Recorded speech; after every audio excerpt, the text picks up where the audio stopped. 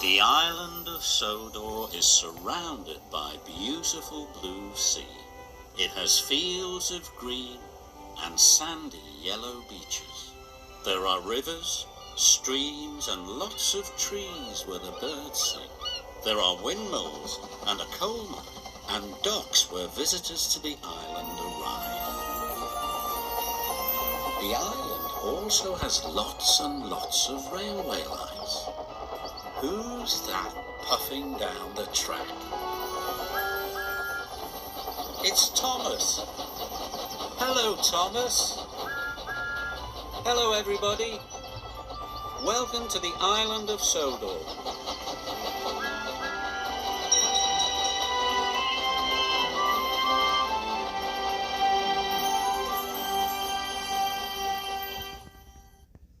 Thomas and the Twins. The bridge across the river needs repair, the Fat Controller told the engines. I shall have to make a weight limit across it for a while. Percy and Emily will be alright, and so is Toby too, but Thomas was too heavy. Thomas looked anxious. Would you like to go and help Edward, suggested the Fat Controller? Can Annie and Clarabelle come? Asked Thomas. The Fat Controller shook his head. They'll be needed here, I'm afraid, he said. Emily can't carry all those passengers on her own. Percy promised to look after Annie and Clara, but they were sorry to see Thomas go. To cheer Thomas up, Edward took him to see Bill and Ben, the twin engines who worked at the China Clay Harbor. Oh dear, not another blue engine, said Bill cheekily. First Edward, then Donald and Douglas, and now, don't forget Gordon, interrupted Ben. He came here once by mistake, so he said I don't think he enjoys it much, he added, and so... The twins both chuckled, remembering. No, but seriously, Edward, said Bill.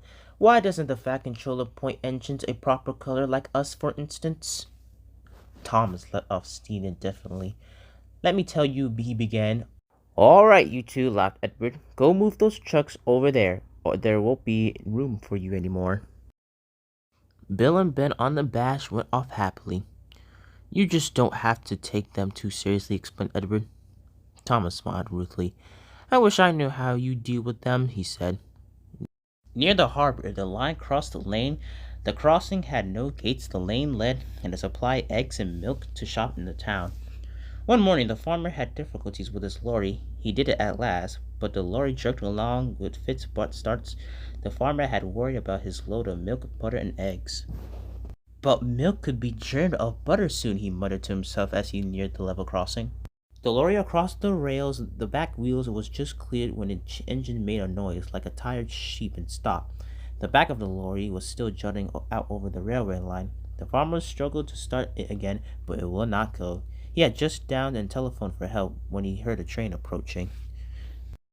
Thomas wasn't going fast. When he saw the lorry, he set his brakes hard, but he couldn't stop. He hit the lorry with a loud crash. The force of the blow spun the lorry around, splintered wood flew everywhere, and the eggs, butter, and milk were catapulted all over Thomas. Ugh, he explained, and stopped. Just look at my poor old lorry, said the farmer, emerging from behind the head where he had been sheltering one away to make an omelet. The driver made sure that Thomas wasn't hurt. Then he stood back and surveyed the mess. He began to laugh. It's not funny, Thomas said crossly. An egg yolk tripped down his nose, burst on his buffer. You're not standing where I am, said the driver. You look just like a scrambled egg, Thomas. Well, if the scrambled eggs felt sticky and wet as I do, then it's very uncomfortable, said Thomas. Please clean me.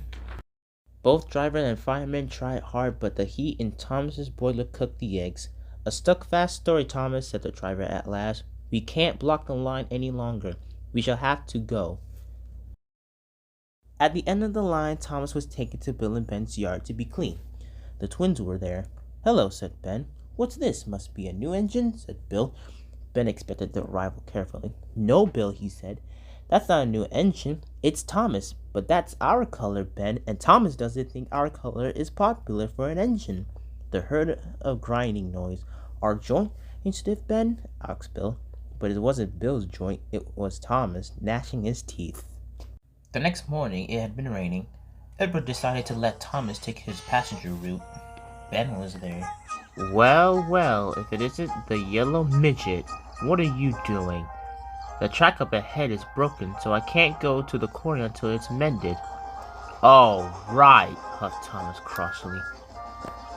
You tease me about my silly old 8-color, but you're too afraid to go over some silly old piece of track.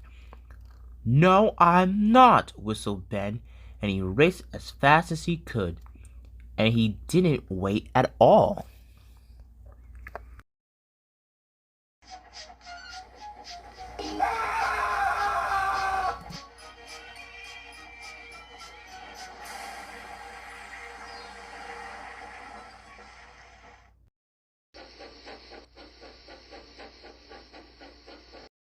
Later, the yard manager came to spread the news. Ben has came off the tracks. We must go and help him, Thomas said bravely. And they set off immediately. When Thomas arrived at the site, Bill was pulling Ben's trucks out of the way. As the trucks were cleared, Thomas buffered up to Ben. The driver and fireman coupled him up, and he slowly took Ben all the way back to the yard. Later that day, Ben felt happy. Thank you, Thomas, he said. No problem, Thomas puffed happily. I'm sorry about what happened. Then the yard manager arrived. He was happy to report that the tracks had been repaired. The twins learned that it is best that it's ungrateful of them to tease Thomas, because you never know what he'll come up with. And Thomas learned a lesson too. He learned that it's best to take care of level crossings.